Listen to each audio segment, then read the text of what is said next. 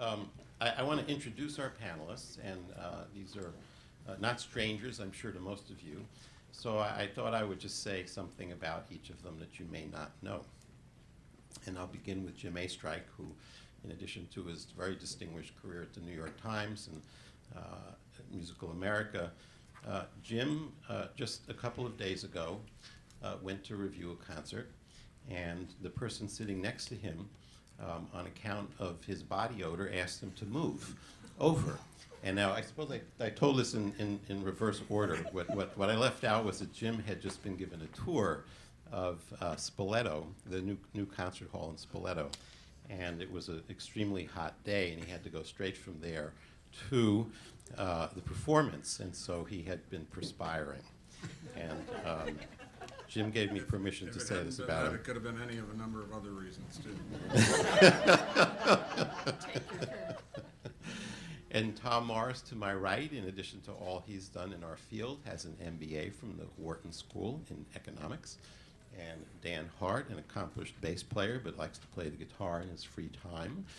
And Kathy Carroll has spent 25 years with the Toledo Symphony. So welcome all to the session. And still standing.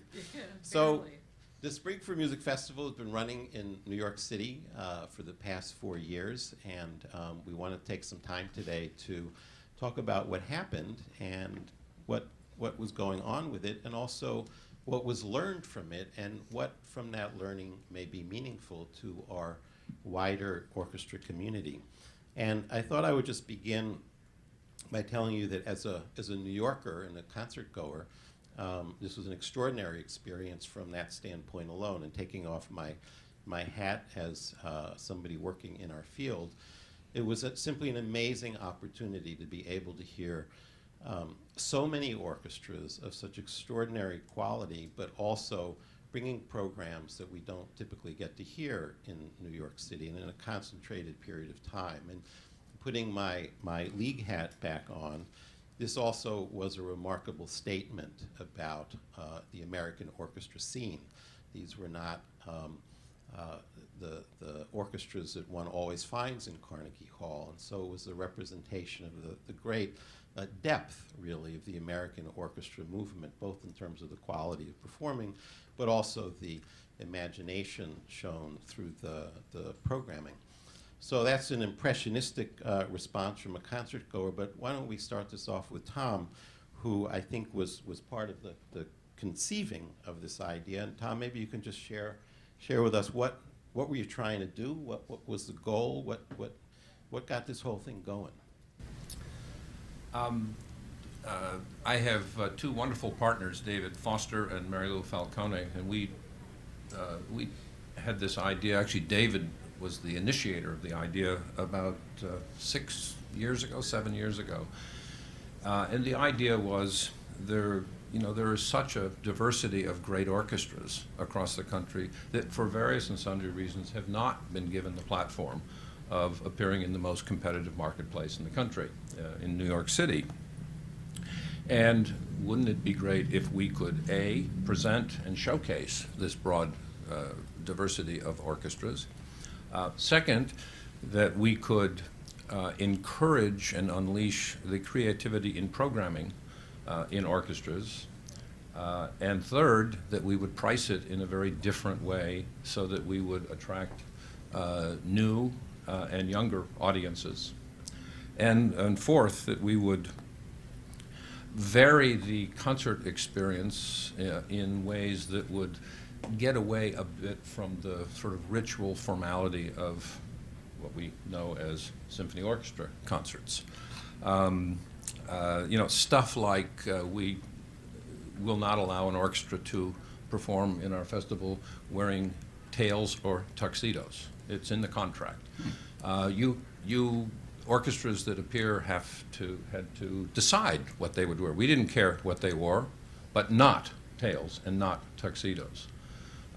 We had a hard time getting that instituted, but once it got going, orchestras got very creative about what they would wear, and on top of that, we insisted on, for example, what's called a European entrance, where the stage is empty And when the lights come up, the orchestra files out, and the orchestra, lo and behold, gets a huge round of applause, which is only appropriate.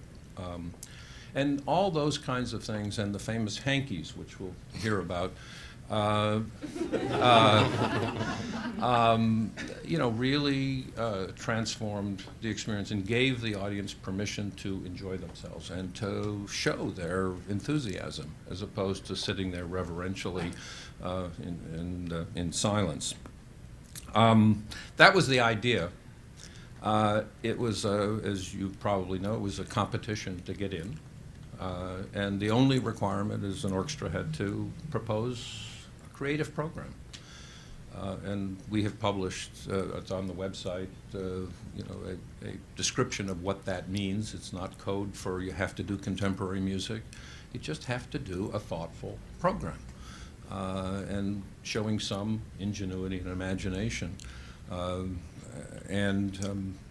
Programs don't have to all be overture, concerto, big symphony. They don't all have to have the Rachmaninoff Second Piano Concerto or Bolero on them. And in fact, what the results showed was there is, in fact, a terrific untapped audience for being creative with orchestral music. It's a younger audience. Our data shows consistently that over 50% of the audience was new to Carnegie Hall. So it did succeed in attracting new audiences and younger audiences and enthusiastic audiences. Great, thank you, Tom. Let's hear from Kathy and then Dan. Why did you participate? I think we had the opportunity to have a voice. Didn't cost any, it was just like, hey, we have ideas. Let's put some ideas out there. Which idea do we really want to get behind? We put the idea out and we were selected. So that was terrifying and thrilling at the same time. Describe the program. The program was, it is not just bolero and music. Sometimes it's a theatrical performance as well. We paired the Shostakovich Sixth Symphony with a seldom performed play called Every Good Boy Deserves Favor, and by Tom Stoppard. And it was a fabulous learning experience for us. It's rarely performed because what orchestra feels that it needs actors, and what acting group feels that it needs an orchestra to just add a huge expense to any kind of theatrical production. So it's not performed all that often, and we got some help from, I want to give a nod to Bill Connor in the back of the room, because we had no idea what we were getting into from the theatrical side, and he helped so much guide that process and provide us with the people that we needed to teach us how to pull all of that together. Just the excitement of learning how actors, rehearse not in service hours, but from morning until, night. And then they come back the next day and they do it again. And it's like a marathon for them, where our work is so differently measured out, and trying to match up with Carnegie Hall's expectations, and what is or what is not a prop, and what kind of danger, financial danger one encounters when you have a prop. So we tried, any props we needed, we tried to fix to the bodies of the actors on stage, and held our breath, wondering if the pendulum was going to swing $50,000 in the wrong direction, which it did not. But we had such great advisors all along the way. So we were very excited, and I think our community responded magnificently. That from my little corner grocery store, where the lady who checks people out is on the bus to go to Carnegie Hall. Of course I'm going. The orchestra's going to Carnegie Hall. And I'm like, well, there you go. Like, who's going to bag the groceries this weekend? But the point is that it, from our board down to, especially the families of our musicians were thrilled to have the spotlight shining on an organization that they love and care about, that means a lot to our community. And that just came full circle back to us about we are important. We have a role in this community and a relationship with these people, and every one of them is sort of cheering us. You know, it was kind of the World Series of music that we got to perform in this.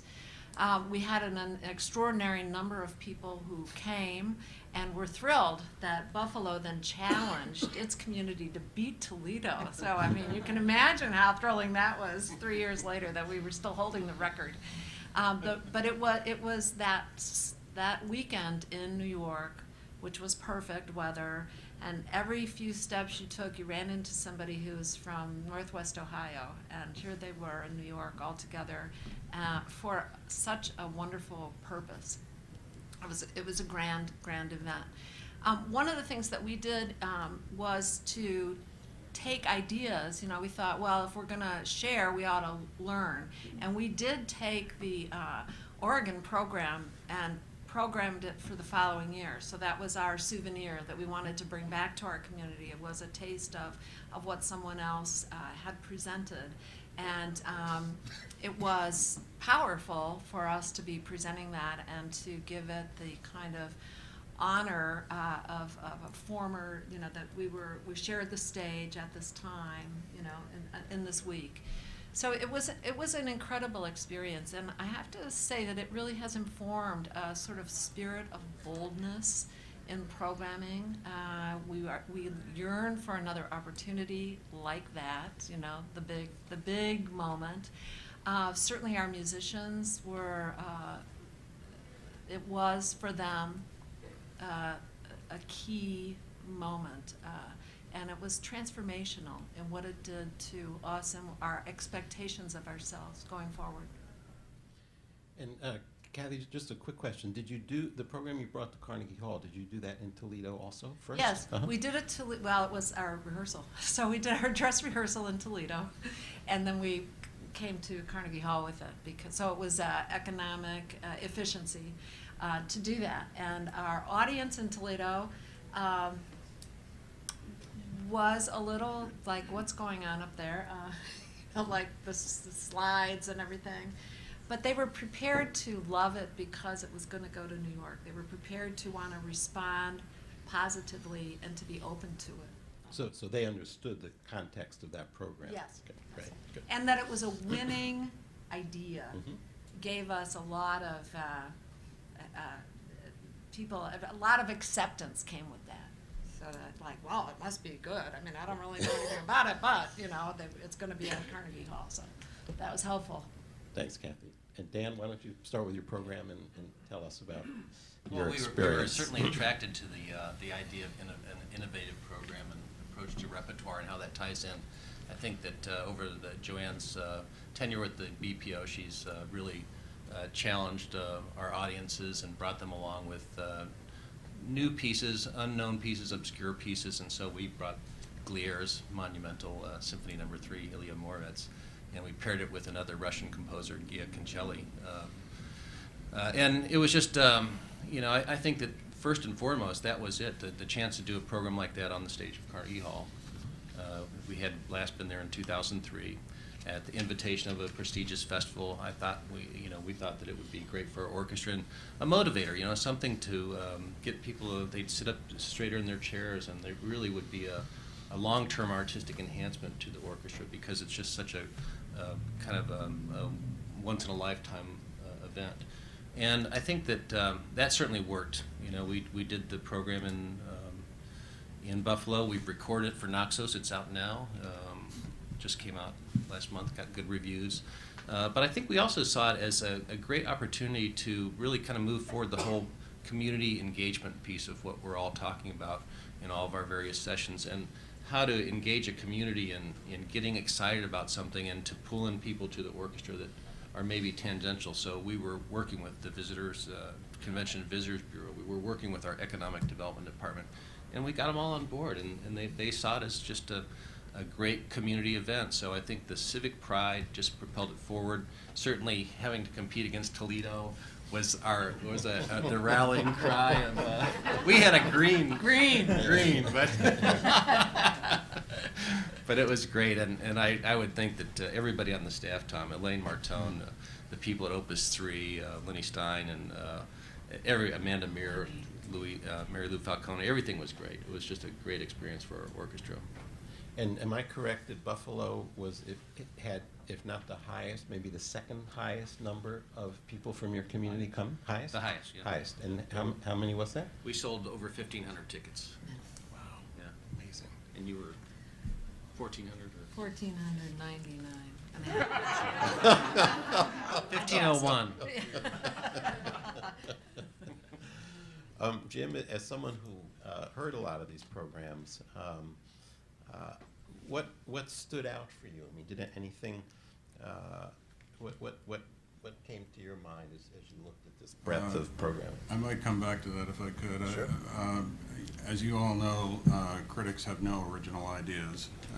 They only jump on other people's ideas and gnaw on the bones of whatever prey is presented to them. Before I play devil's advocate with Tom, I do want to say that I've been a great supporter of this thing from the outset. I moved to New York in 1970, and yes, I'm that old. And I haunted Carnegie Hall. And in those days, you could hear, I'm sorry if this offends anyone, regional American orchestras and orchestras from all over, and it was just fantastic to have that parade of orchestras. And so when this came along, I thought, it's restoring something to Carnegie Hall that's been missing for a lot of years, and I have been and fully behind it. Having said that, I'm wondering your claim about new audiences, because the halls are not full. Most of them are not close to being full, and what they were mostly full of was people who came from following their orchestras. So I'm wondering how much you can attribute the new audiences to the programming and that sort of thing. Let me give you the facts. Yeah. When you start something new, it takes time to build it. In the first year, the total capacity sales was average 54%. That's public sale and the orchestra sale. It moved to 58 in the second year, 68 and 73. And if you break that into the sales to the public versus the sales to the orchestra, in fact, the majority of the sales were to the public. So in 2014, this last May, we sold an average of 1,346 public tickets per concert versus 609 orchestra tickets. And our research is on the 1,346 people, public sale, and of those, over 50% is new to Carnegie Hall. So in fact, and if you look at the numbers, what happened over time is the public sales grew faster than the orchestra sales, which actually diminished a little bit.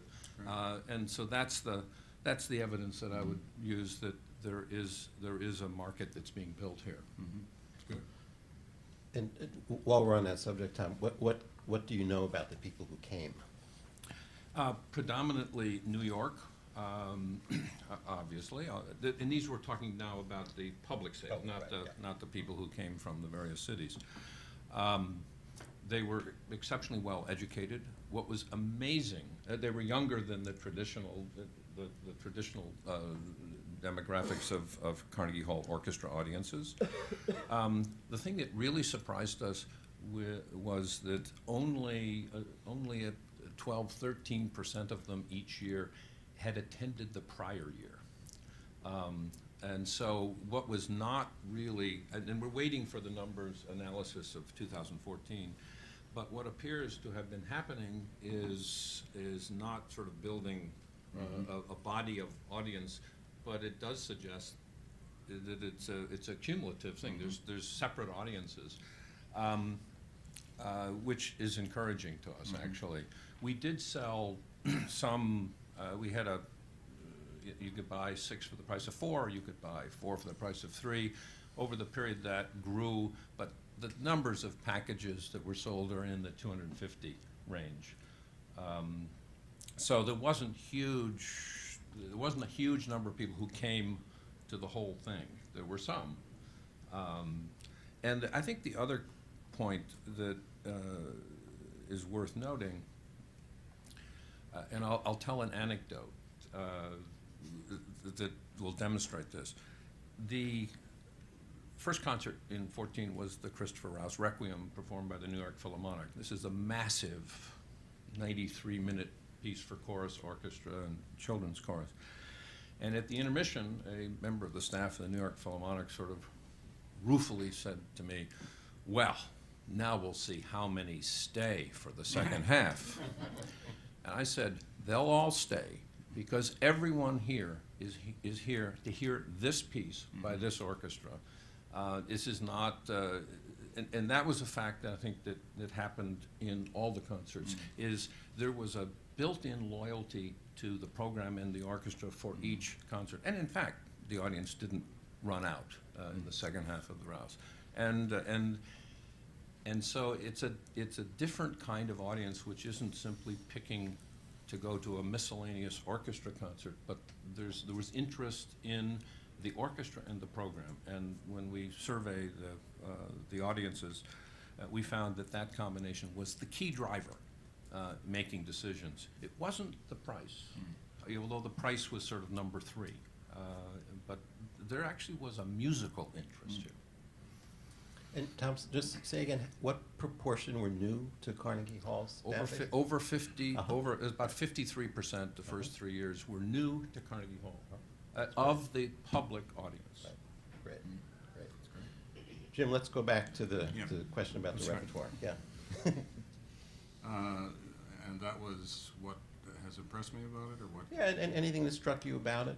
Anything surprised you? Anything that you were surprised wasn't there, that was there?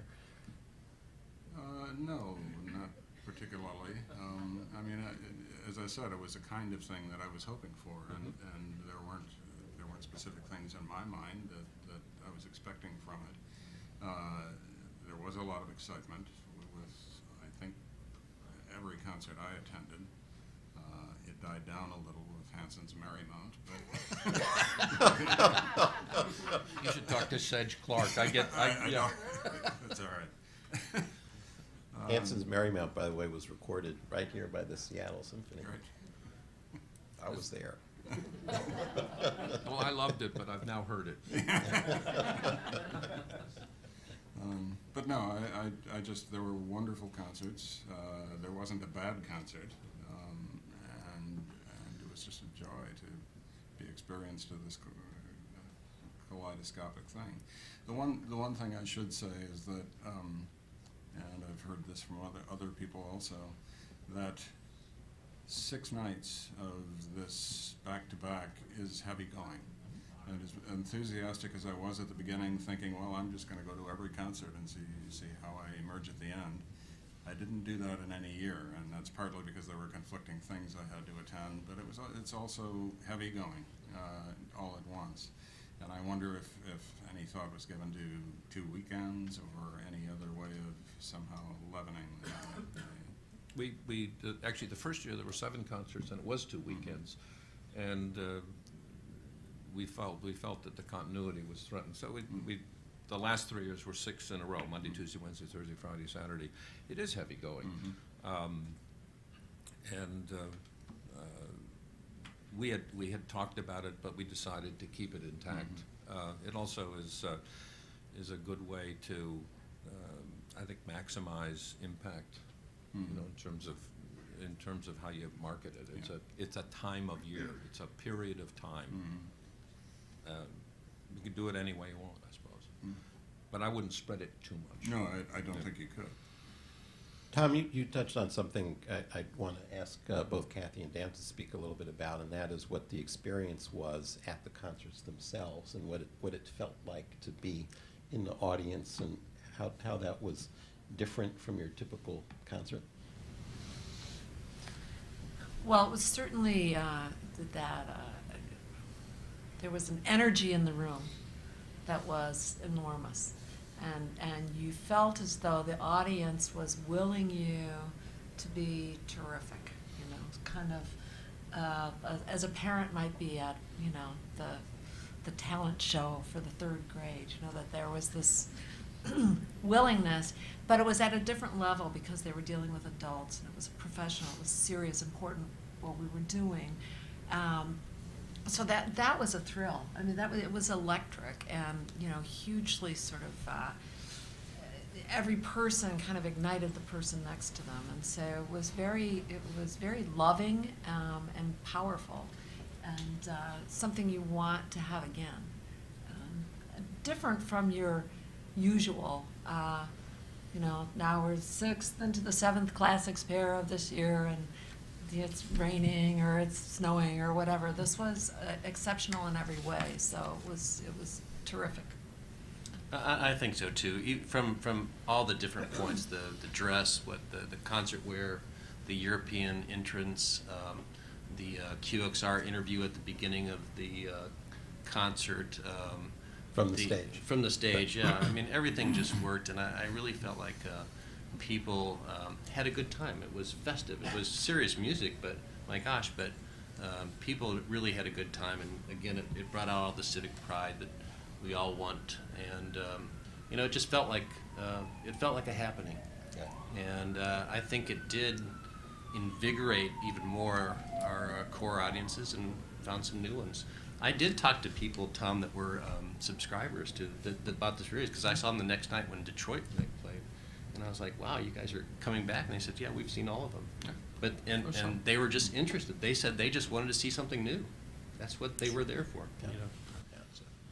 Well, having gone to almost all the concerts, what Kathy and Dan report is really true. And one of the things that just struck me about these concerts was that you felt it was a very communal experience, because you got to know who was in the hall with you, and the waving of the flags was really a very big deal. And I once went to a conference at Vanderbilt University, a bunch of sociologists who were having a convening about how movements get started, and you know what makes social and political movements go.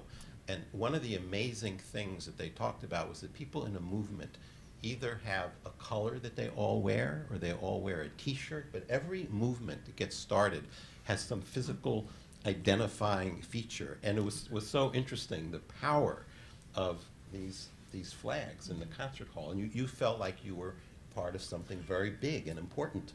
And physically, they were together. We always put the groups in the orchestra down in the parquet where they were all together. And as this went on,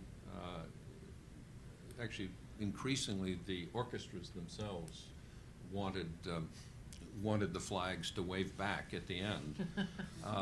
And there was one conductor who was sort of thinking that this was really, this was in the second year, who thought it was hokey.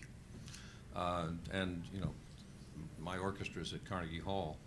This was the first conductor who actually at the end pulled a handkerchief out from his pocket and waved back to the audience. So he got into it. I mean, it's an infectious kind of action. Yeah, yeah. Jim, I know you can only speak for yourself on this, but one of the things that has often frustrated me, and I know other concert goers too, is that you go to a performance and a lot goes on besides what happens on the stage.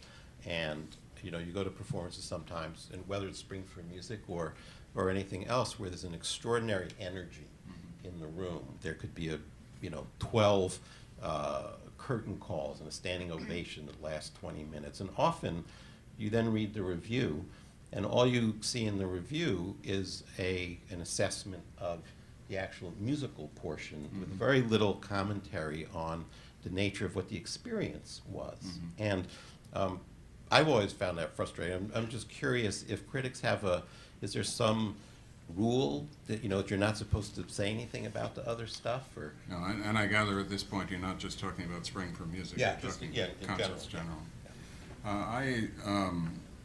When I have worked with young students and young critics, I have often told them that your main job is not to provide opinion, it's to tell what happened. You are a reporter before you're a critic, both in terms of importance and in terms of chronology. that the first thing you have to do is let people know what happened. Your opinions are less important. Sometimes they're almost incidental, if not incidental. So I'm a firm believer that you have to set the scene as much as you can. Having said that, you're working against very tight space restrictions most of the time, and there often are things that have to be said about the music, and they sometimes crowd out other things. And the thing that has always struck me with orchestras, and I worked for the Cleveland Orchestra for 8 months. Sorry about that. There's a story there somewhere. Maybe over drinks.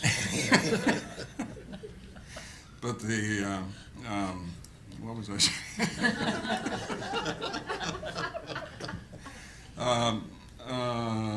What was I saying? The space constraints. Space, yes. The thing that has always struck me about orchestras is that the more imaginative the program you do, bringing in more and more things having to do with other than strictly musical values, the less and less is said about your orchestra, which must be very frustrating to, but you simply have a certain amount of space you have to fill.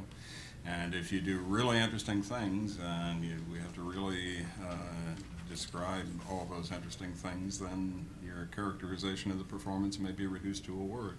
And you hope the word is excellent, rather. Yeah. So these all sound like very positive responses to what took place. I mean, these were successful in the local communities for building interest in the orchestra, for rallying support, for Kathy, as you said so vividly, for opening up a sense of boldness about what would happen in the future with respect to programming. 50% of the audience members new to Carnegie Hall, great showcase for American orchestra talent. So I guess the question I would ask is, if in fact this was successful, why isn't it happening again? I'll answer that. This was always conceived as a 4-year experiment, and we had to raise $5 million to fund it, which we did. But with the lead time necessary for planning these things, it came time in 2011 where we had to start thinking of what was going to happen in 2015. We'd only had 1 year. And what was very apparent to us is that for this to be institutionalized and to be an ongoing activity, which is what everyone wanted, it needed to have far more ownership in New York. It means it had to really develop a New York board.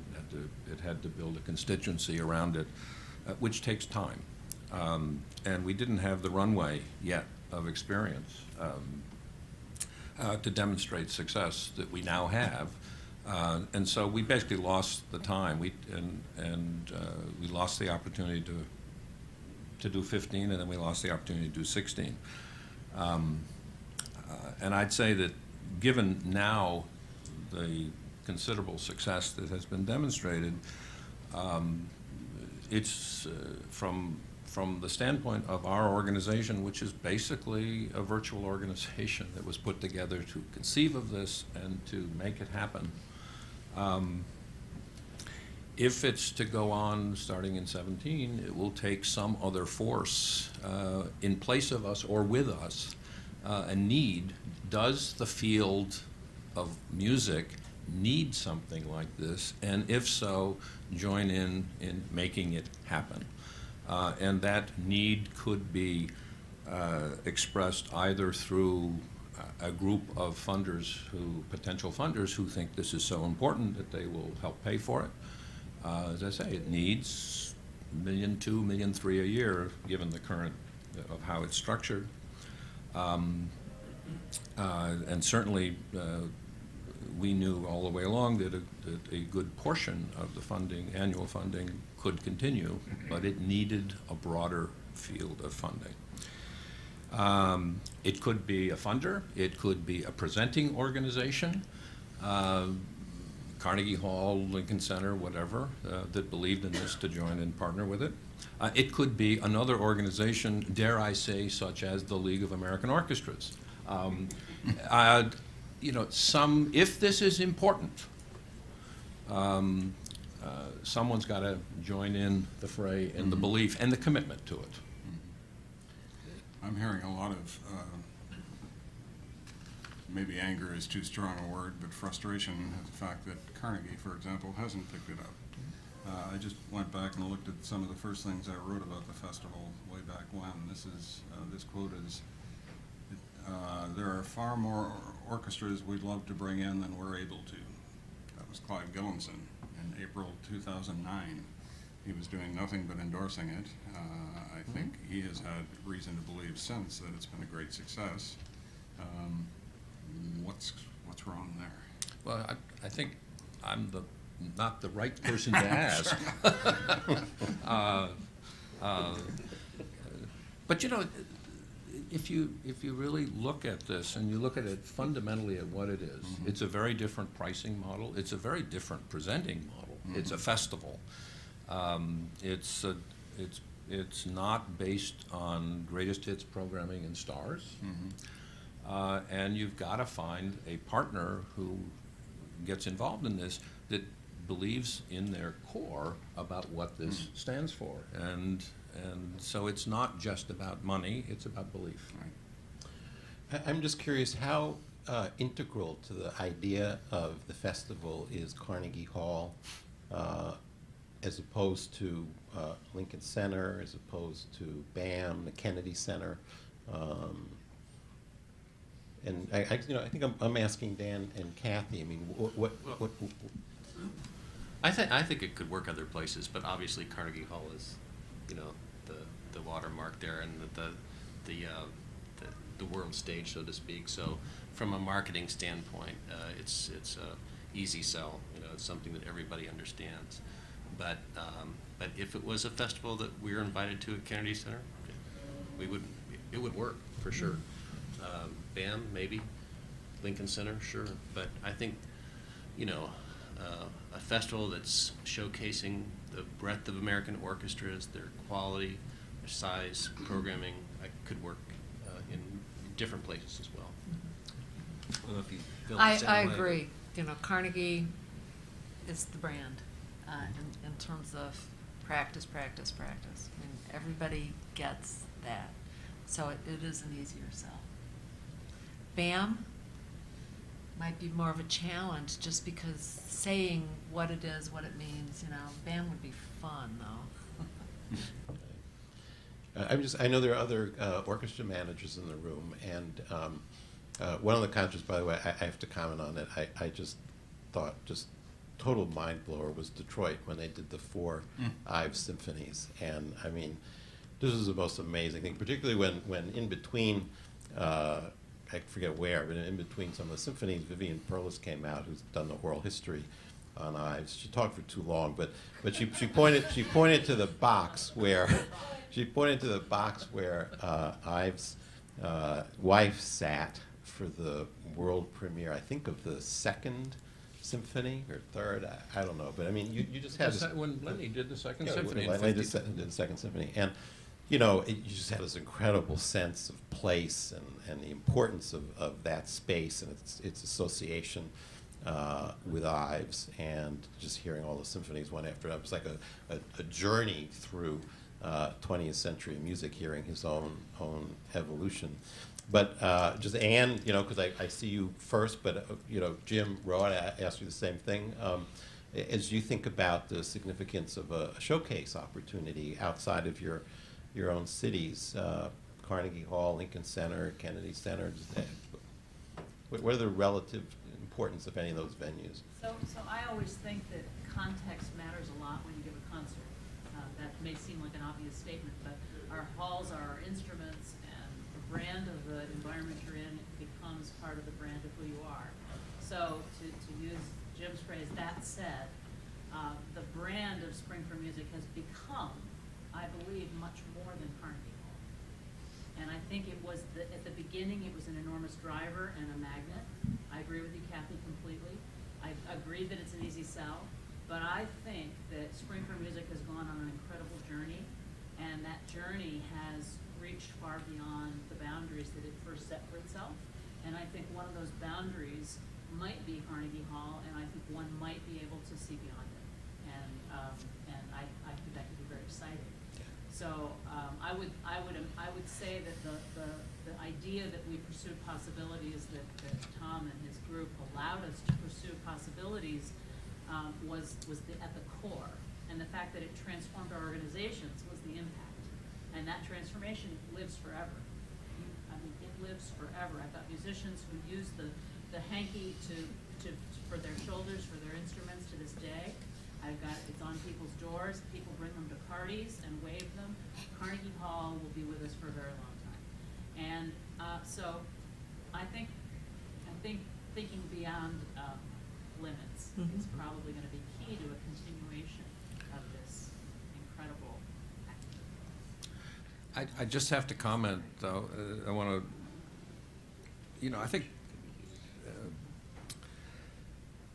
we talk about a program of the 4 Ives symphonies. Well, if any orchestra manager has a meeting on programming and says, well, will that sell?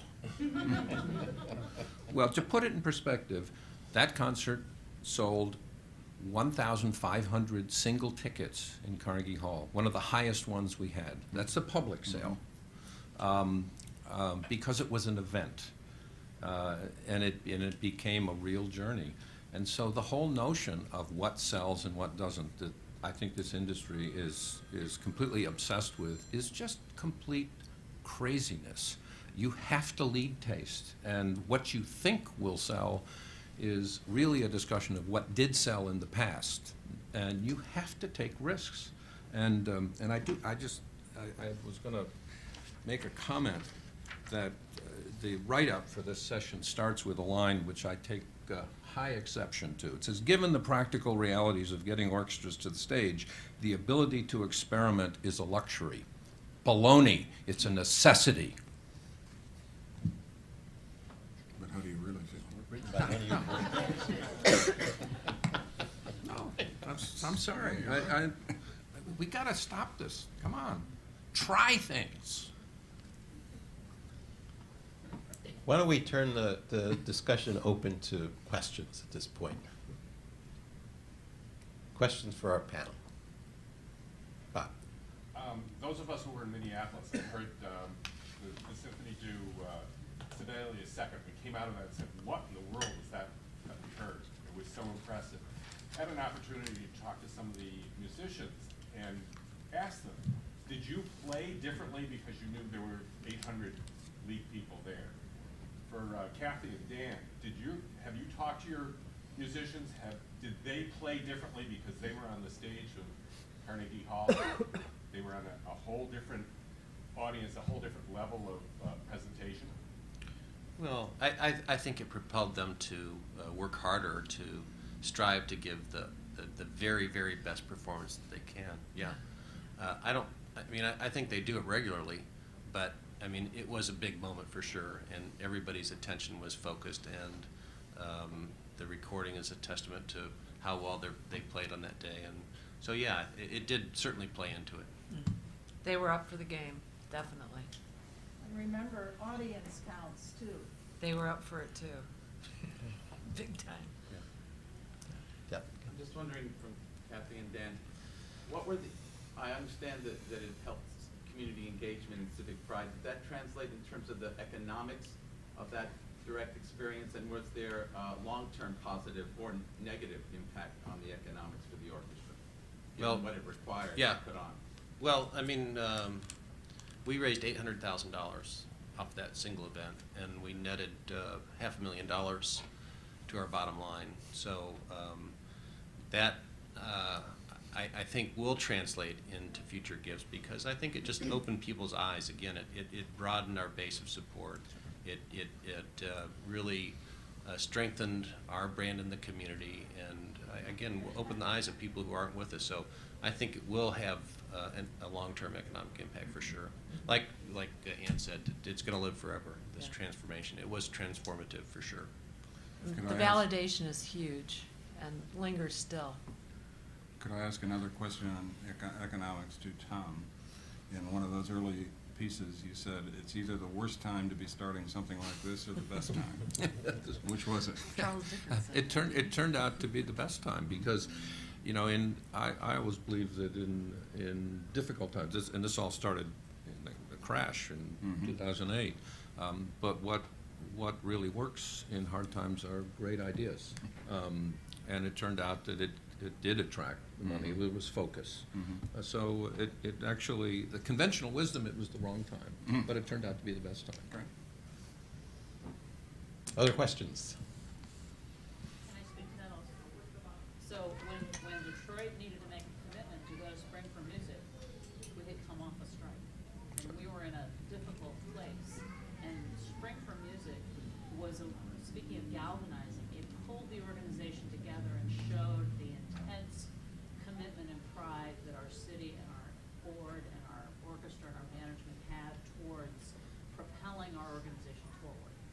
And so, just to echo, in those moments of stress is when you make the most aggressive decisions. And they pay off.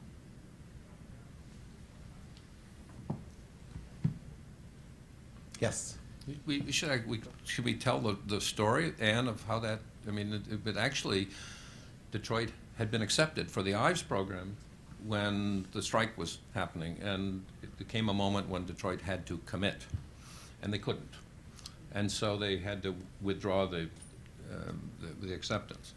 And the strike was settled, and all of a sudden, an orchestra that was in a year later requested to move for certain scheduling reasons that could they move, they'd been accepted also, could they move a year later?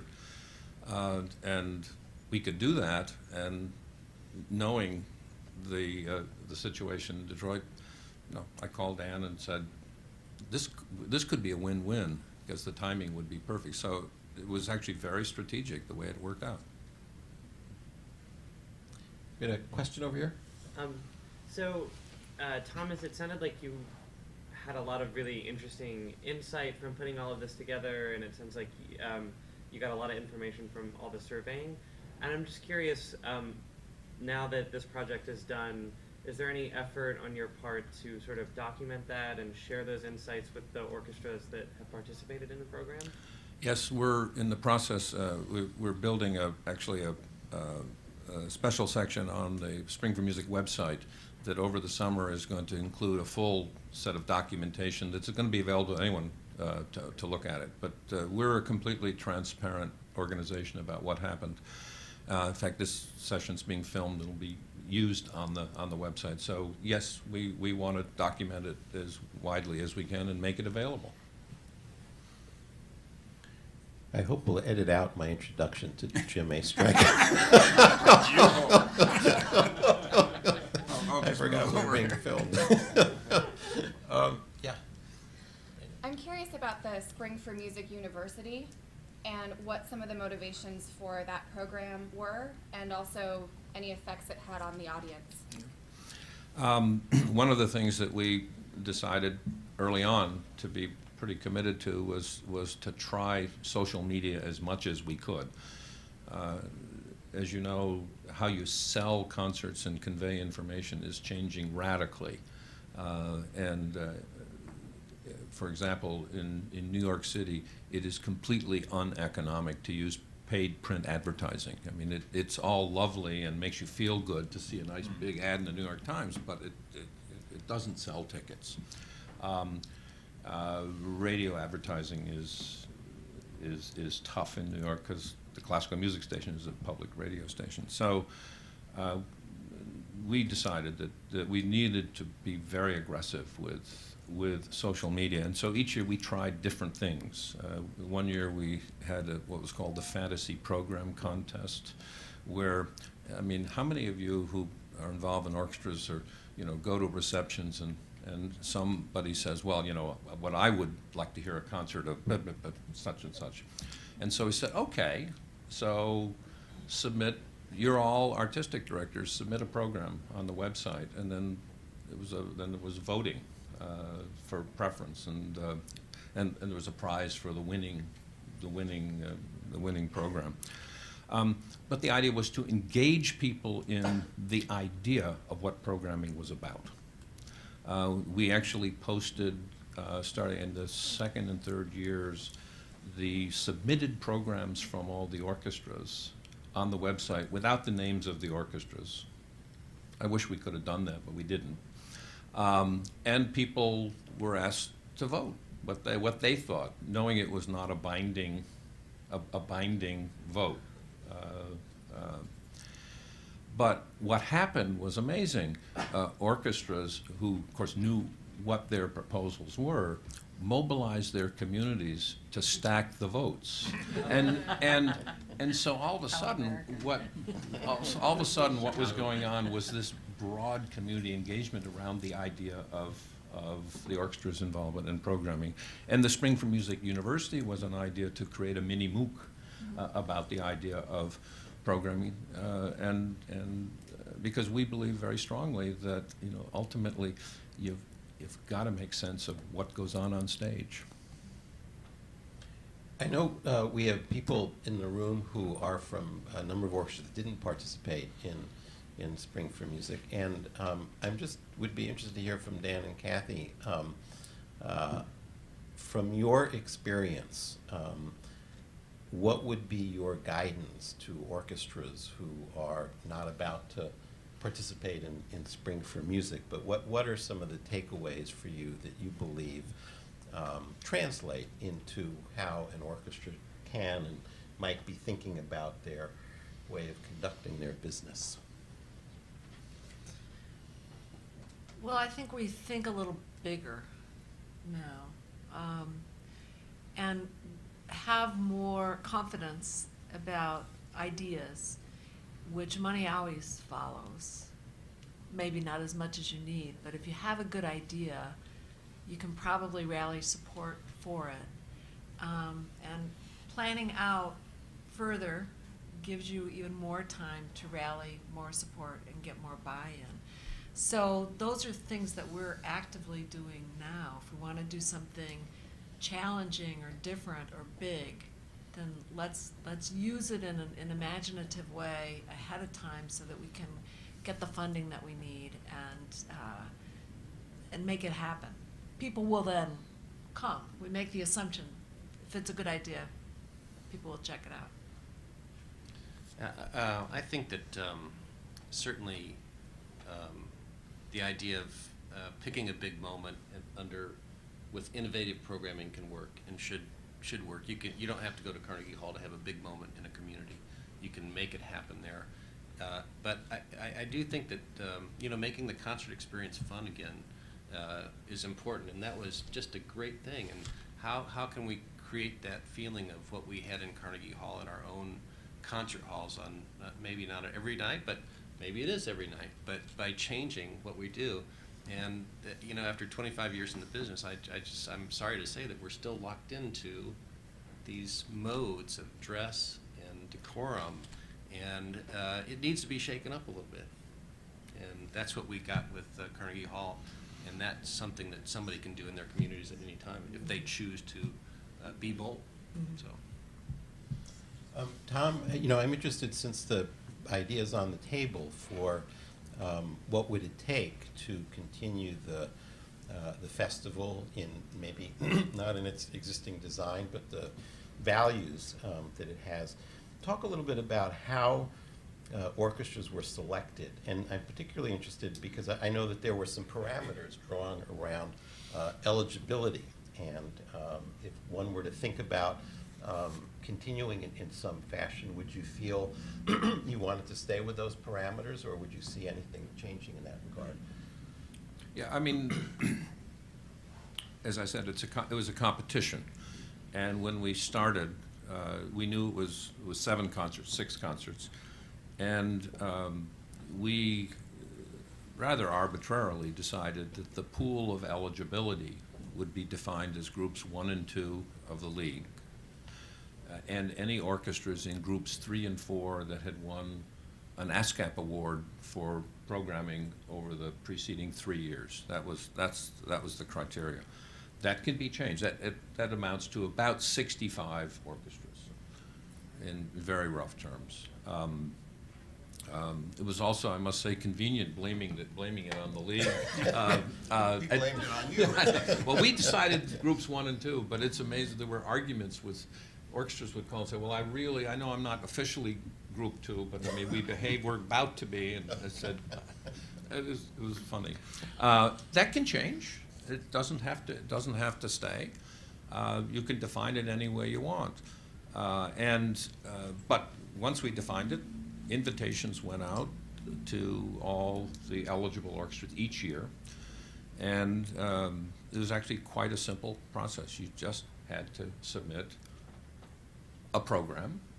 You had to submit an alternate program, and the reason for that was to see if you could do more than one, to be candid. You had to submit your programs from the last 3 years, because we wanted to sort of understand to what degree was the programs submitted reflected in some way the values of the orchestra. You had to submit a statement of your artistic philosophy. And the way we operated, as I said, I had 2 partners. Mary Lou Falcone was in charge of marketing the concerts, David Foster and Opus 3, the production, and I was the artistic guy. I was a committee of 1 who evaluated all the proposals. I did not. It was not David and Mary Lou and I, but that was my job. It's all highly documented in our files. There was a template we developed, or I developed for rating the proposals. And we chose the orchestras, and we chose usually 1 or 2 alternates just in case. And with the RFPs, we included a full statement of the terms of the engagement. Every orchestra got exactly the same in this, which was a fee, a guarantee against the box office, and they had to deliver full radio rights and streaming rights. No negotiation. And in fact, when you submitted the application, the request, you had to warrant that you agreed to the terms, because it was a most favored nation thing, which we didn't waver from. And the orchestras were selected on the basis of their program, and despite what anyone thinks, I didn't tinker or negotiate the programs with anybody. Although once an orchestra was chosen, there were 4 occasions for balance of the festival, the way it worked. There was a suggestion made to maybe make one little adjustment here, but the programs submitted were the ones that was the basis for the acceptance, without exception. Tom, you mentioned the possibility of, say, 2017. Yep. Are there talks still going on with institutions or with presenters? There are some discussions going on at this point. Okay. And you're going to stop there. I'd rather talk not about the discussions, but the outcome. Yeah, Jim. So I have a question. New Jersey Symphony was involved with TheSpringforMusic, of course, Yes. but I had a very different role in my organization at the time, so I wasn't privy to this particular side. I'm curious, though, to Anne and Dan and Kathy, when you were talking to your constituencies, your funders, your board, how much of the discussion was about going to Carnegie Hall and what that meant for your organization, and how much was about participating in this larger industry-wide discussion about programming and its impact on the art that we make? And was there a balance there? Was there traction with one over the other? If you had been in an elevator with me, you would have heard about competition, Carnegie, rare opportunity, innovative programming, but in that order. Not so much the art and the challenges to the art and our own idea of how it should be on stage. Yeah, I think ours was also about how this could move our organization forward, a bigger picture, not so much about what it meant to the field in terms of the discussion of innovative repertoire, but what could we do with this for the long-term good of the orchestra. And Ann, how about you? Absolutely a local condition activity. Mhm. So going to Carnegie Hall was about local impact. Right. And I certainly didn't think about the field. I always think about Detroit Right. when I do anything. And how can we make it better in Detroit? Yeah. So I'm wondering then, again, how to advance Tom's ideas about programming and how to integrate that into the takeaway from this great experiment.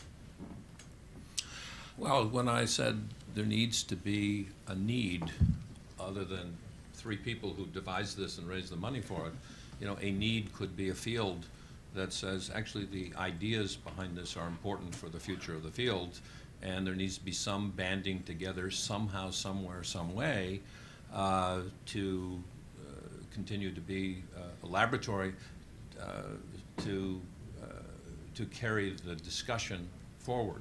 I mean, I think where we are, it's interesting, in the first year of this, in talking with orchestras, they all talked about going to Carnegie Hall. By the 4th year, they were talking about going to TheSpringforMusic. I mean, that shift has started to happen, and that's encouraging. And clearly the numbers show that there's a trajectory. But I sort of throw it back to the field.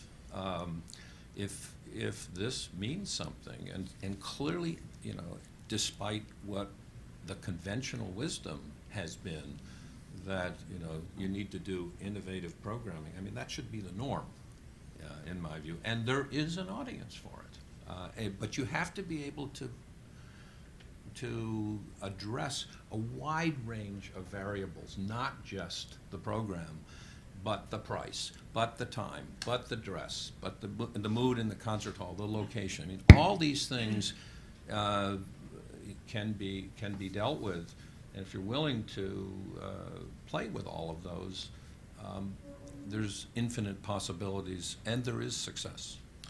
The way this looks to me from a field standpoint, the value has been, it makes me think about, Alex Ross went on his little trip driving around the country and got to hear a handful of orchestras in smaller cities and wrote a terrific piece,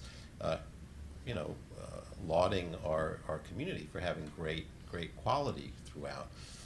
He's probably not going to make another one of those trips anytime soon, and there's great power, frankly, I think, in bringing orchestras together in a festival setting to showcase quality and variety, and as Tom was saying, a different kind of concert experience, the impact of pricing. All of these things, to me, demonstrate and convey a message about American orchestras that says we are widespread across our country, that we are alive artistically, we have our eyes open, we're not stuck in a rut of playing the same thing over and over again. We're prepared to experiment with what a concert feels like, and we recognize that price has been a barrier and inhibited access. And these are things that matter to us as a community of organizations. And for those reasons, I have believed and still believe that the underlying idea of showcasing our orchestras has been a good thing, and I think it's been beneficial to us from an image standpoint, from how people think about orchestras. New York is certainly, one of the great media centers of the world, and so doing it there allows that messaging to get communicated. And so I certainly think this is something that ought to continue. I'm just curious, from people in the room, most of whom did not participate in Spring for Music, if any of what I've said or what Tom has said, do you have a perception, a sense that this is beneficial to our wider community? And if asked, would you like to see this continue in some form or fashion? So that's a question out to all of you in the audience. Anne's voting twice. Well, they played twice. And she gets 2 votes. Right. Anybody else? There's no more Ives symphonies. Definitely, absolutely. Yeah. And it'll give us a second shot at being part of it. Yeah. Sarah? Yeah. And open the boundaries. Yeah. Let the 5s and 6s in too. Even if we're small, don't do things that often, maybe it's also interesting. Yeah. Everyone you had, Sarah was just saying, open the boundaries to smaller budget orchestras. I'm just curious, what was the pricing change from what a typical Carnegie Hall orchestral experience would be versus Spring for Music? A typical orchestra concert at Carnegie Hall will have ticket prices up to $135, $150. In fact, our ticket price was $25 every place, and including the boxes. If you wanted a box seat, get there first. It was ticketed. I mean, it wasn't general admission, but when the tickets got on sale, go to the box office, go online, and you could get box seats for $25. $25 was lower than the lowest ticket price for most orchestra concerts in Carnegie Hall. Yes, so some other hands.